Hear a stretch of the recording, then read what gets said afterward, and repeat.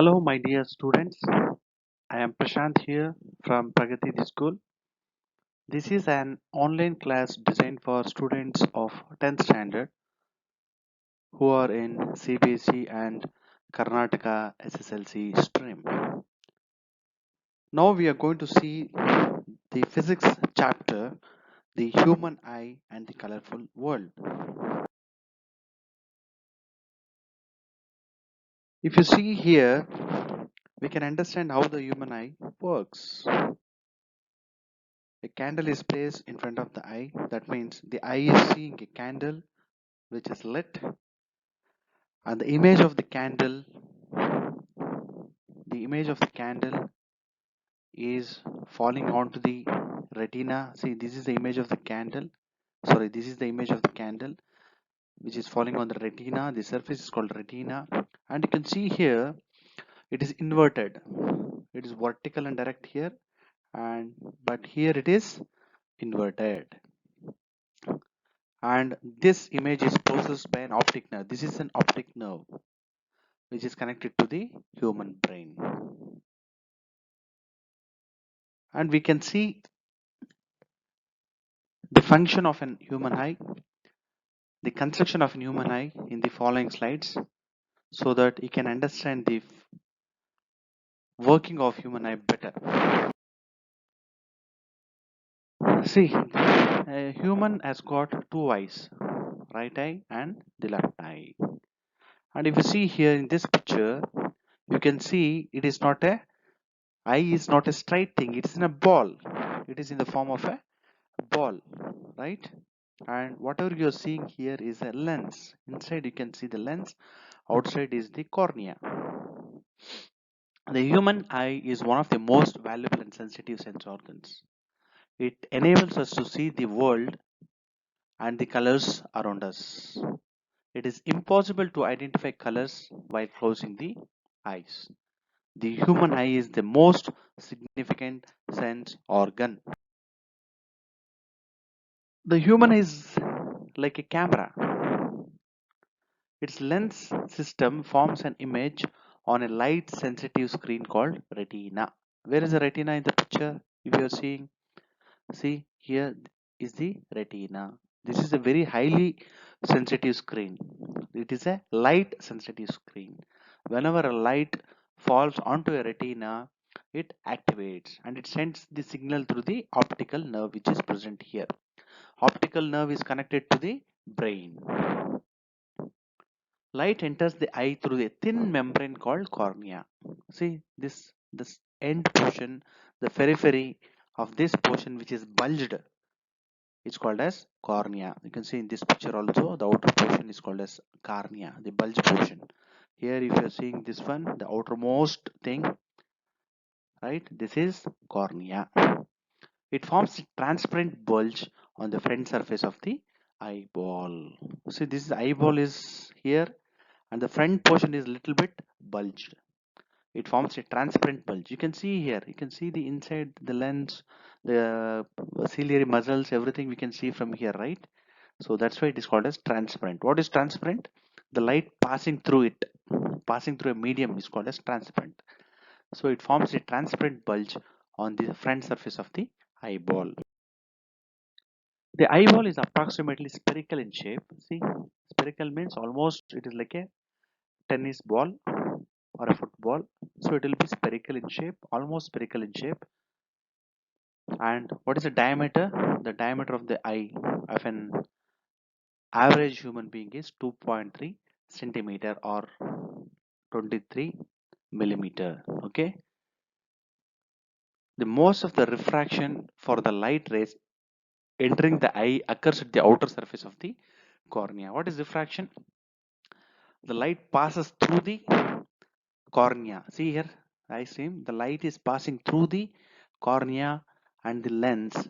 That means whenever the light passes through a medium, it is called as refraction.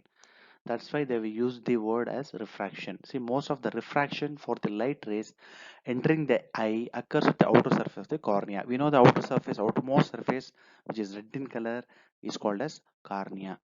See, here's cornea or cornea. See, The crystalline lens. What is crystalline lens? It is a transparent lens which is made up of crystals, merely provides the finer adjustment of the focal length required to focus objects at different distances on the retina.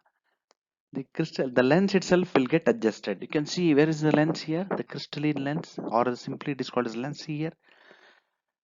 Because of the ciliary muscles, it will contract or expand, or it bends in a circular fashion to alter the focal length so that the image can be seen better. See, the humans will see the object which is very near, it should be clear, and the humans see the object which is very far, then the object should be clear. How is it possible? Because of the crystalline lens and the ciliary muscles. See, we find a structure called iris behind the cornea. See, where is iris? Iris is here, is a small muscle here, small muscle that is called as iris. Okay, it is behind the cornea. Iris is a dark muscular diaphragm that controls the size of the pupil. See, the pupil means the opening. Pupil is here, the pupil is the opening. Okay, the pupil here, this is a small opening here, that is controlled by closing and opening of the pupil is done by iris. The pupil regulates and controls the amount of light entering the eye. That is the function of the pupil. The pupil closes, contracts or expands. That means it closes or it opens based on the amount of light. If more light is coming, what happens? It has to close, otherwise we cannot see, isn't it? So that is controlled by the pupil.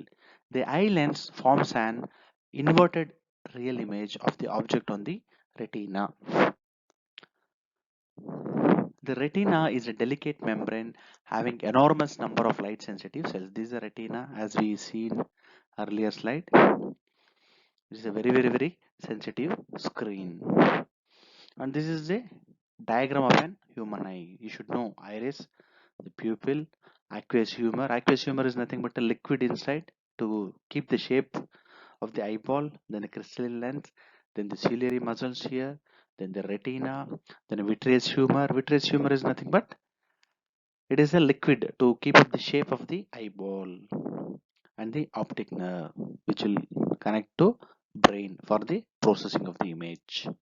This is the nomenclature of a human eye, which is very important and you should practice 5 to 10 times. The light sensitive cells gets activated upon illumination and generate electrical signals. See, whenever the light is entering into eye and image is formed, image is nothing but a light is falling onto the retina, immediately it will get activated and it sends the messages to the brain. That means it generates message, means it generates electrical signal. Electrical signal is nothing but messages which is sent to the brain through optic nerve. See, these signals are sent to the brain via, that means through the optic nerves. The brain interprets these signals, that means it processes the signals and finally processes the information so that we perceive objects as they are. So we can see the image how it has been formed. You can see here the image, what is forming here is vertically inverted, right? See, whatever we are seeing the object, it will be ulta or it will be inverted here, and again once it goes here and processes, then again in the mind, again the image, this is converted into this, so we see the object as it is. That's what it says. The brain interprets these signals and finally processes the information so that we perceive objects as they are. The meaning of it. What is the power of accommodation? The eye lens is composed of a fibrous jelly like material. That is a lens. See, it is like a gel. It contracts, expand, contract, expand. See, that is the thing.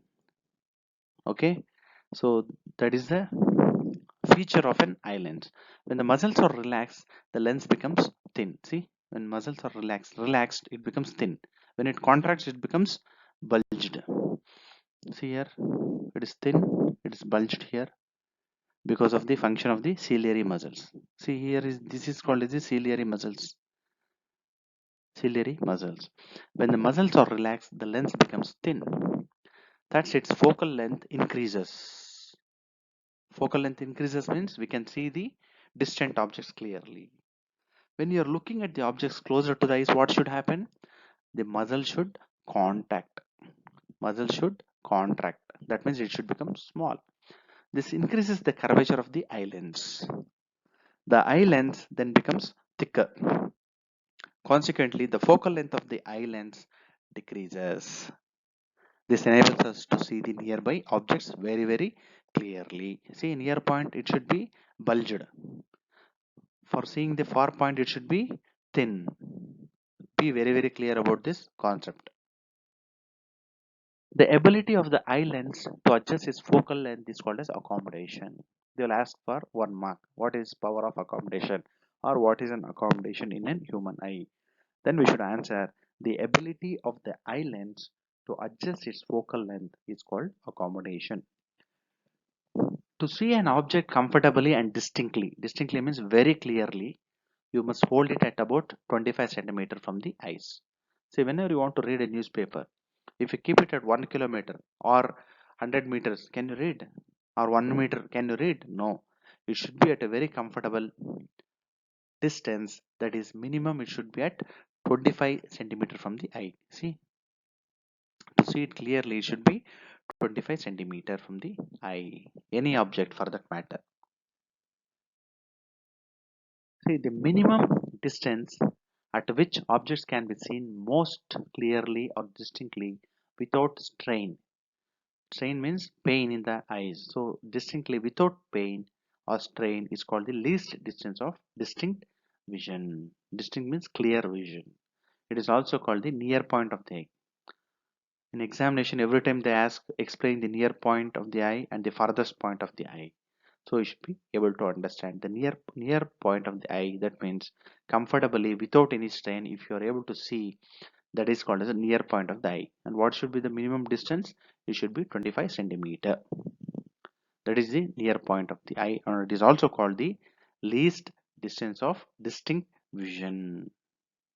The furthest point up to which the eye can see objects clearly is called the far point of the eye. It is infinity for a normal eye. Even you can see the stars, right? We can see the stars at the night time. How is it possible? We can see the moon very clearly from here. Okay, how? Because the ciliary muscles will what?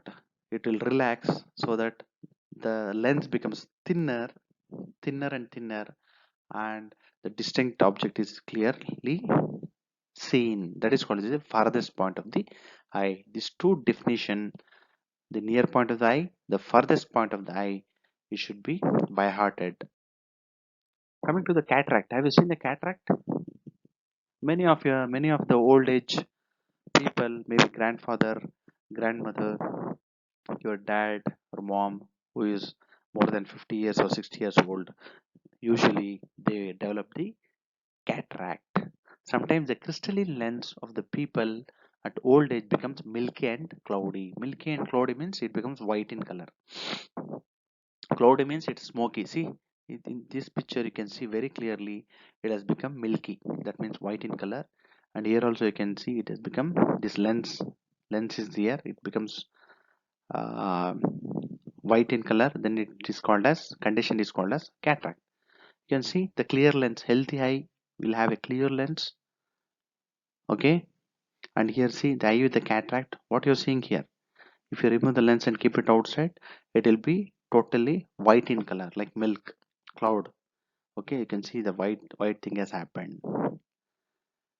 This causes partial or complete loss of vision. If it comes, we are not able to see clearly, or totally we cannot see at all, because if it becomes totally full white like this, we cannot see anything. It is possible to restore vision through a cataract surgery. How to repair it? we can do a surgery. We can cut open the eyes very slowly and remove this lens. See, this lens can be removed. See, this is the lens actually, correct? It is in crystalline lens which can be removed. This is lens can be removed and a plastic lens can be inserted. Hope you understood. Then defects of the vision and their correction. The eye may gradually lose its power of accommodation. That means power of accommodation. What is accommodation? Means accommodate to see the closer objects or to accommodate to see the farthest objects. That is called as accommodation. If the eye gradually loses its power of accommodation, when it will happen? It will happen because of loss of vitamins, because of lot of strain on the eyes, continuous strain of the eyes for so many years, because of the old age, because of the diabetes, because of the hypertension. So many reasons are there. Okay, the vision becomes blurred due to the refractive defects of the eye. The vision becomes blurred due to the refractive defects of the eye. Which are the defects?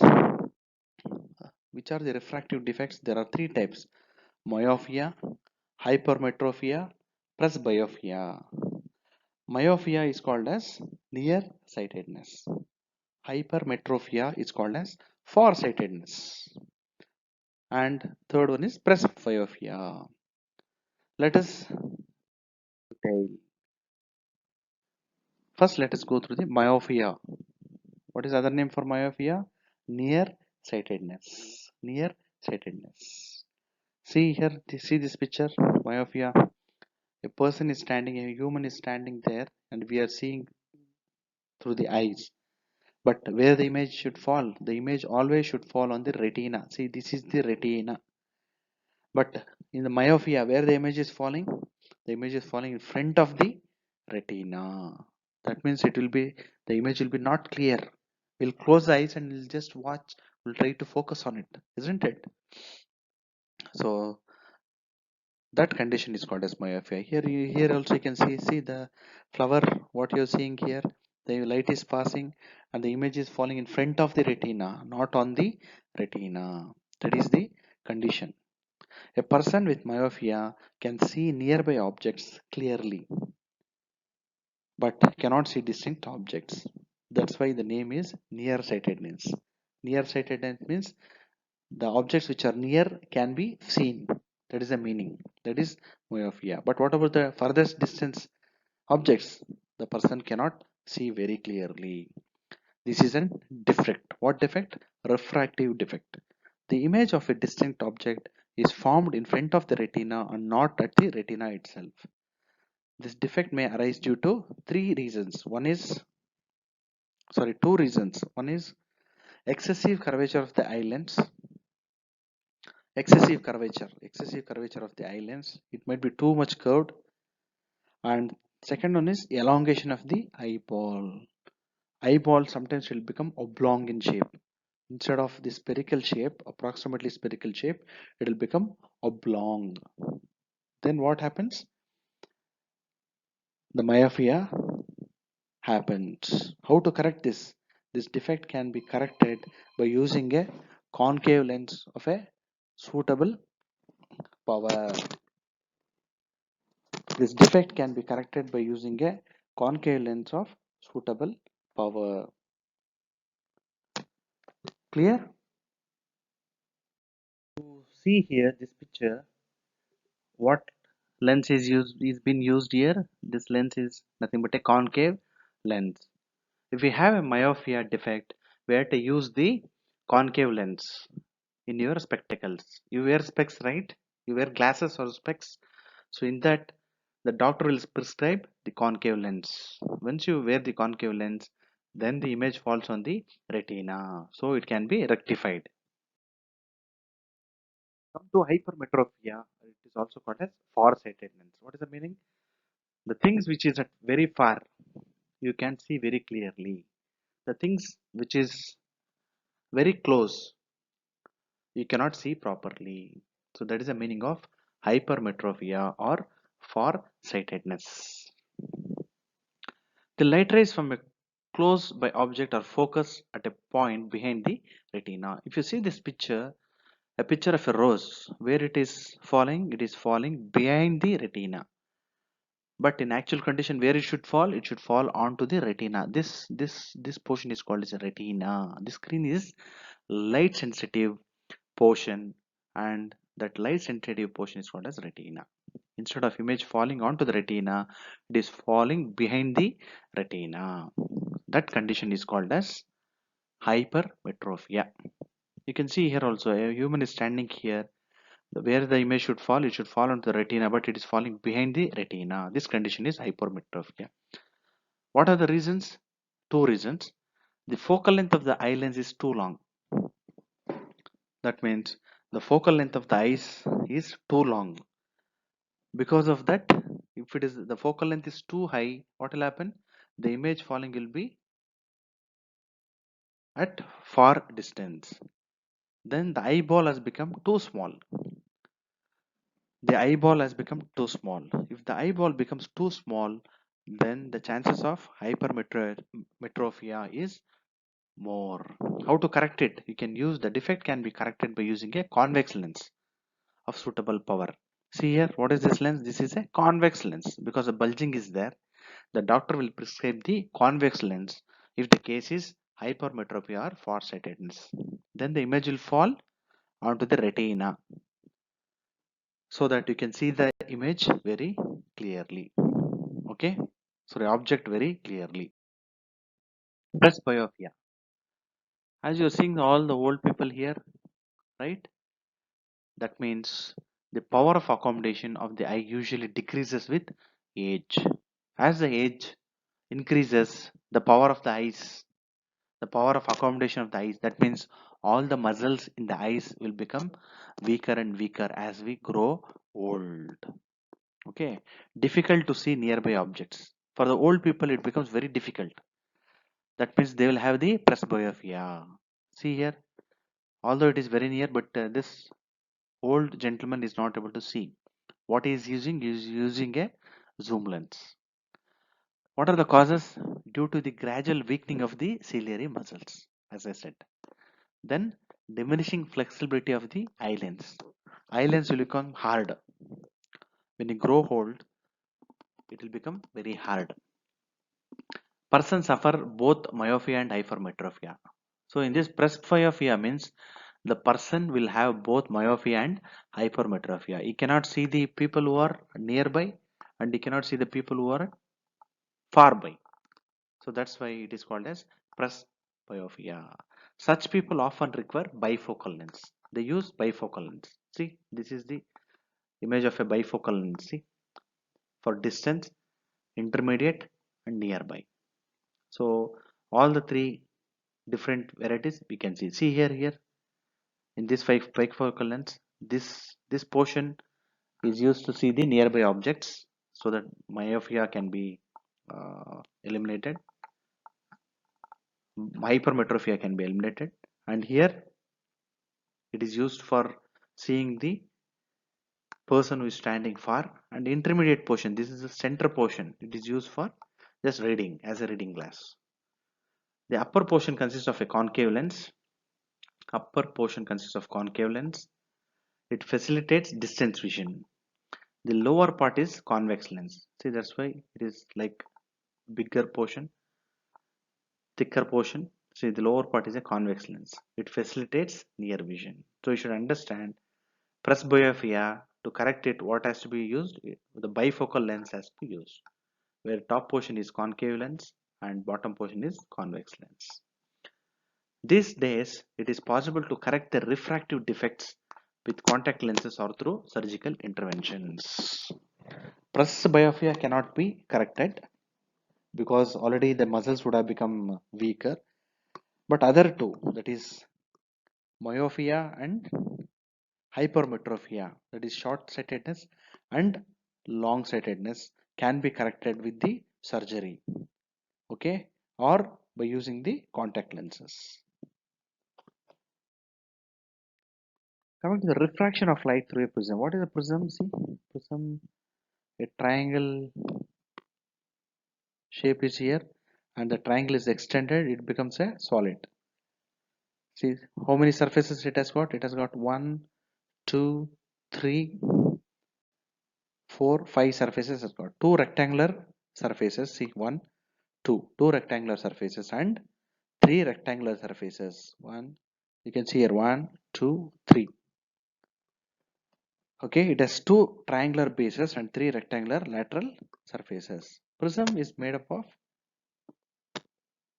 a glass. Okay, this is made up of a glass. So that's why it is called as a triangular glass prism. The surfaces are inclined to each other. See, it is an equilateral triangle. Everything is 60 degrees. 60, 60, 60. So 60 into 3 is 180 degree. So see here, A here, that is called as angle of the prism. Angle A is called as the angle of the prism. See, A is angle of the prism. The angle between its two lateral faces is called the angle of the prism. See here, A is angle of prism, C is angle of prism, B is angle of prism. So you understood the angle of prism. And coming to this, see, the light ray is falling here. Light ray is coming here at an angle and is falling onto a prism. Since it is a glass, what happens? We have seen the refraction chapter. The direction of the light changes. See, instead of going straight like this, it changes its direction. It comes and hit here because this is the air medium outside and this one is the glass medium. So obviously the ray which is coming and hitting the glass, it changes its direction. We know because of the law of refraction. Again, if you consider the light is coming through the glass, that is medium 1, and it changes its direction. Instead of going straight, it changes its direction because the medium changes. Here the medium is glass, here the medium is air. So it changes. So you can see here, this is the incident ray and this is the emergent ray. This is the emergent ray. And here you can see here, if you extend the line here and if you extend the line here, a angle is formed here, D here. What is angle D? Angle D is angle of deviation. Angle of deviation. And see here, if you take the normal here, this angle I, that is called as the angle of incidence. Then angle R here, see R, that is angle of refraction. Then angle E here, see here angle E. Angle E is angle of emergence. Why angle of emergence? Because this is an emergent ray. You can see here emergent ray. Clear? Emergent ray. So P is incident ray. See, P and E is an incident ray. E and F is a refracted ray. F and S. Fs is emergent ray. And angle A is the angle of prism. So this picture and this nomenclature, everything you should remember well by practicing it. See, this is a dispersion. White light is entering and 7 colors is split because of its wavelength difference. That is, see, white light is coming here and it comes out as a 7 different color, V to R. This is the spectrum. The prism has probably split the incident white light into a band of colors. White light is split into everything, all the 7 colors which is in the white light will get split or will get separated in the form of Vibgayar. See, violet, indigo, blue, green, yellow, orange and red. All put together, it is in the short form, it is called as Vibgyar. Vibgyar or Vibgyar. Clear? So coming to the rainbow. Everyone would have seen the rainbow and enjoyed. During what season? Exactly, during rainy season. A rainbow is a natural spectrum appearing in the sky after a rain shower or a rainfall. It is caused by dispersion of sunlight by tiny water droplets present in the atmosphere.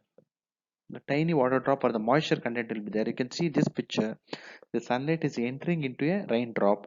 The raindrop acts as a prism, and when it reflect back, a different color comes out and it forms as a rainbow. You can see here, you can see here, or in a fountain also you can see here, because the sunlight will be falling onto the water droplets and the rainbow is formed here. Okay, you can also do the experiment. It is caused by the dispersion of sunlight by tiny water droplets present in the atmosphere. A rainbow is always formed in a direction opposite to that of the sun. The water droplets acts like small prism. This is very simple concept. Coming to the atmospheric refraction. What is atmospheric refraction? You are able to see here. Are you able to see here? See, 1, 2, 3, 4, 5, 6, 7, 8 positions are given here. 8 again, 9, 10, 11, 12, 13, 14, 15 positions are given. This is nothing but a sunset. How the sunset is happening, you can see here. It looks as if the sun is burning in an oven, right? See the shape, everything is changed. See here, we can see the sun shape is as good as shaking. That picture itself will be shaking when you see the sun during the sunrise or the sunset. Why it is happening? Because of atmospheric refraction. Okay, that shaking is nothing but the flickering of the object takes place because of atmospheric refraction. See here, that is nothing but the random wavering or flickering of objects seen through a turbulent stream of hot air rising above fire or a radiator. The same thing. See here, that is called the atmospheric refraction. Why does it happen? Because see, the eye of an observer is here. This is an horizon. This is the actual position of the sun. Because of atmospheric refraction, we see the sun still in this position, slightly raised position of the sun. Why? Because of the atmospheric refraction, right? Twinkling of stars. See, all the stars twinkle. It is as good as light is off, on, off, on, off, on kind of thing, right? Why does it happen? Because the twinkling of star is due to the atmospheric refraction of starlight. See here, actual star is here and the apparent star position is here. Why? Because of atmospheric refraction. Because of the light changes, you can see very clearly here. Why do stars twinkle? You can see here the sunlight is coming from here. Because of the earth atmosphere, the density of the air, the density of the uh, particles, everything matters. See, once it comes here, it changes its direction here, and it changes its direction. Because of the change of direction, what will happen? At one moment we see the star, the next immediate microsecond we cannot see the star. So it happens number of times. Why? Because of the scattering of light. You can see here, it is going right side, now left side, right side, left side, right side. So that's why when it goes right side we cannot see the star. When it comes left we can see the star. So because of that, the flickering motion of the star is visible. So we say that the star is twinkling. What is the reason behind it? Because of the atmospheric refraction of the starlight. The light which is coming from the star, okay, the light which is coming from the star, it scatters. Because of scattering, what happens? The star appears to be appearing, disappearing. Because of that, the twinkling action is happening. This exactly they will ask in the examination. Advanced sunrise and delayed sunset. Advanced sunrise and delayed sunset. Why? Because of atmospheric refraction only. You can see here, this is the earth and we are standing here. Observer is here in an atmosphere on the earth's surface, and this is the horizon. That is the east horizon. Sunrise is happening here. That means it should be east, this should be west, and this side should be the north, and this side should be the south. If you see here, this is the real position of the sun, and if you see at the sunrise time, we see the apparent position. That means it is a false position of the sun. Why it happens like that? Because the light rays comes from here. It's the from here it comes here. You can see the direction of light. The direction of light is changing. That means the position is here, and the light travels straight from sun to this atmosphere. In the atmosphere, because of lot of particles, the scattering will happen. Okay, and we see the sun to be here, right? Similarly here also, it happens only during the sunset and the sunrise. You can see in the sunset the real position of the sun is here, but still we see the apparent position of the sun here. We see as if the sun is present above the horizon and we are getting the light. What happens here also? The sunlight comes here, hits the atmosphere. Because of scattering action, what happens? It appears as if the sun is still here, right? And here also you can see observer is here. This is the rising sun actually, but this is the apparent sun. That is the false image of the sun. Okay, got it? And what is the delay from here to here? That means what is the time taken? Time taken is, see, the sun is visible to us about 2 minutes before the actual sunrise and about 2 minutes after the actual sunset because of atmospheric refraction. Clear? And scattering of light. What do you mean by the scattering of light? See, whenever the light comes and hits the particles, all these things you can take it as considered as a particle.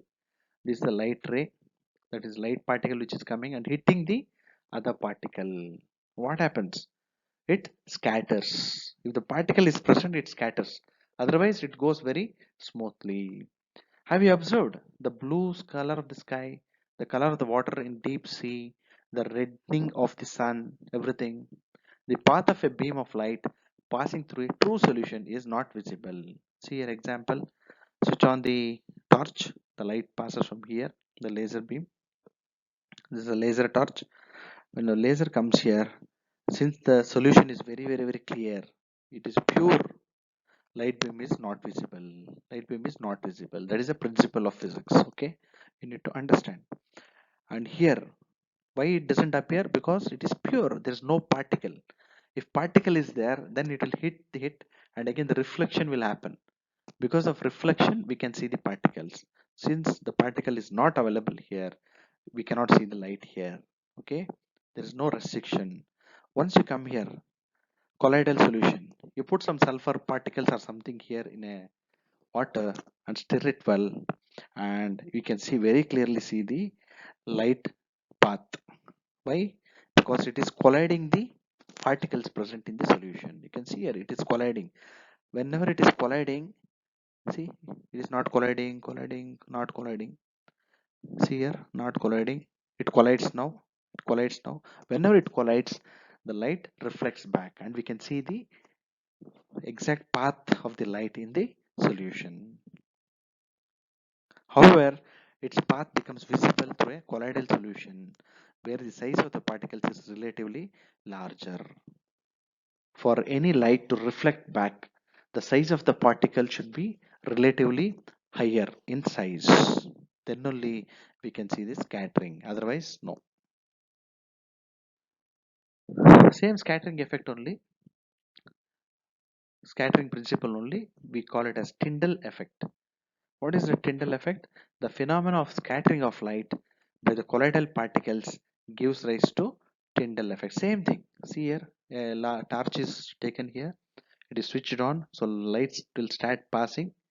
And if you keep the clean solution, we cannot see the direction of the light. We cannot see any light at all. See, everything is dark here. And once it comes to this solution, that means we can put some salt or sugar solution and stir it well, and we can see the neat clear path of the light. That is called as Tyndall effect. And here also in this picture you can see the light is passing in between the leaves, between the trees. We can see the straight line motion of the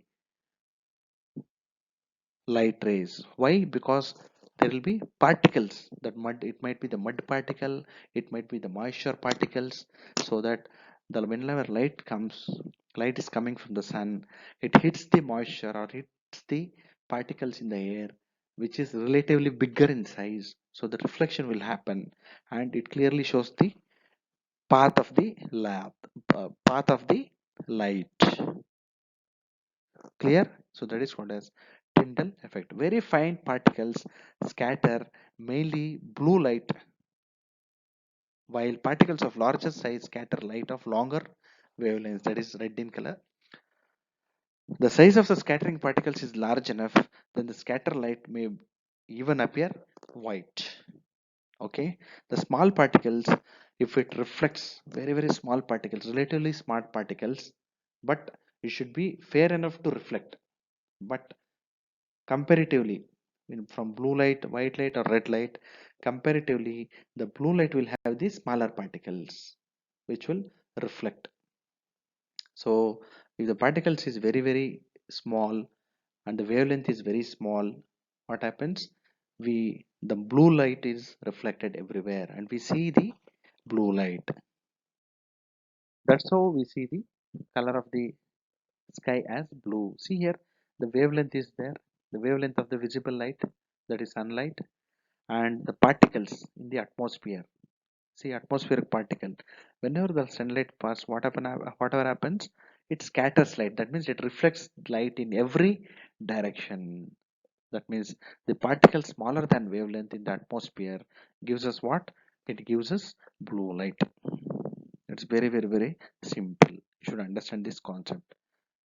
Once again I'll repeat, if the particle in the atmosphere is than the wavelength smaller than the wavelength, then the light scattered by the particle in all directions will give us blue light. That's why the sky appear blue to us. You can see here the sun rays is coming here, and these are the smallest particles here, small particles. And what happens? It scatters everywhere. The light is scattered everywhere, so that's why it looks blue in color. And if you see this side, it will be dark in color. Why? Because there is no sunlight at all, and it has to appear black when there is no sunlight. If the sunlight is here, it appears like blue in color. If you switch off that sun, what will happen? It appears very black, it becomes night suddenly. You might have observed that danger signal lights are red in color. Why? Do you know why? Because the red is least scattered by fog or smoke. That's why the red will be prominent, very prominent. It is not scattered, it will not become dim. It will be always bright in color, and it gives the indication. So that's why the stop signal always will be in red, or the light indicators which is used for giving the indications will be red in color.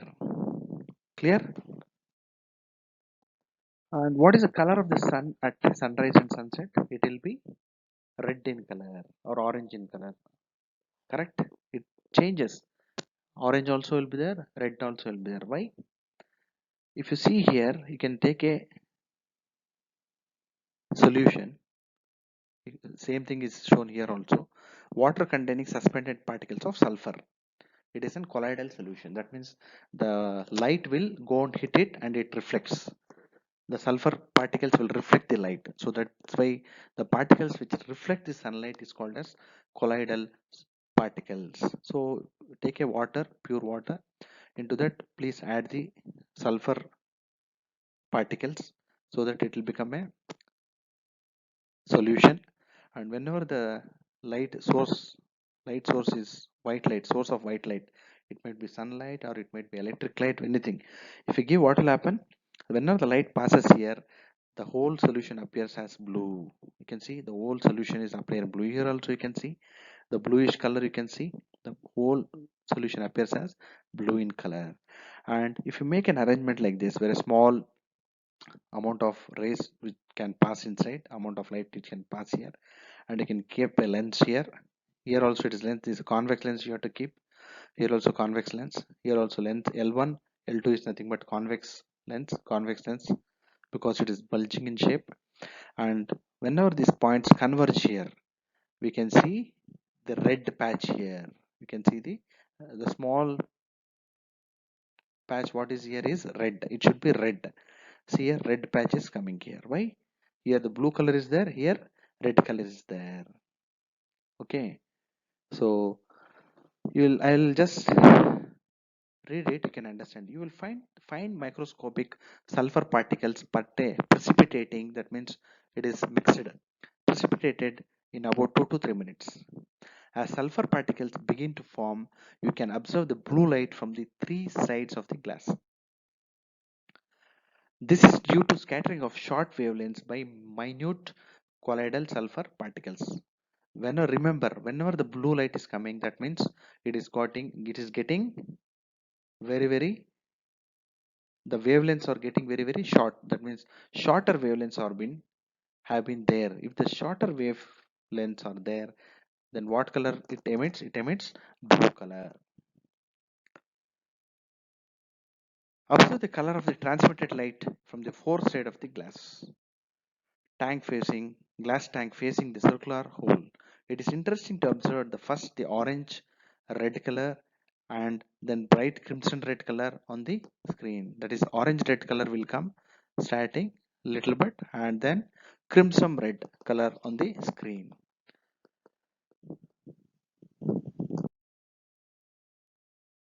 Clear? See here is what is the red?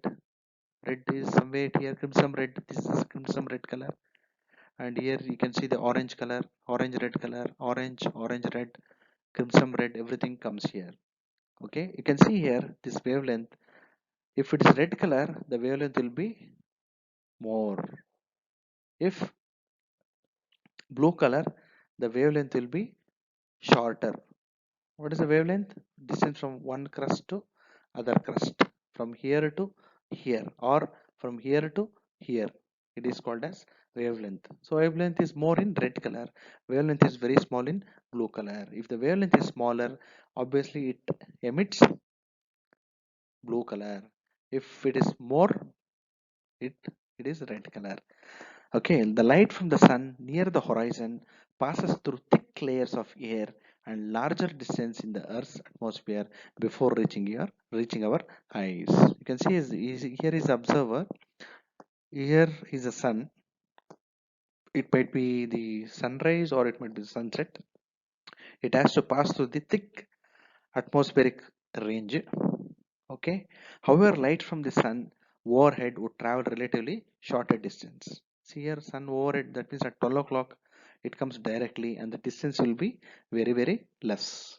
From the observer to the sun, the distance will be very less.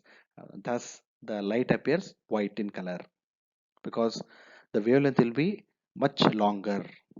Okay, much wider. So that's why it appears as white in color. But in the evening time, the distance from the sun to the observer will be more, and the light has to pass through the atmosphere, and a lot of particles will be there. Because of scattering, what happens? Because of lot of scattering, and the wavelength will be more, and it looks orange or red in color. However, light from the sun overhead would travel relatively shorter distance. At noon, the sun appears white as only a little of the blue and violet colors are scattered.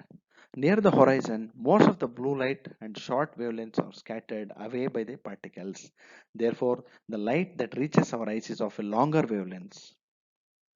This gives rise to the reddish appearance of the sun. That is the exact reason why we see the color of the sun at sunrise and sunset as reddish. We come to the end of this chapter. If you have any doubts or any clarifications required, please reach out to me or your respective class teacher. And this is a very interesting chapter what we just saw, and all the questions will be of theory based only in the examination. So this is a sure shot questions, definitely will come from this chapter, and I want everyone to score good marks in this chapter. All the best. Thank you so much for being with me. Good day. Bye.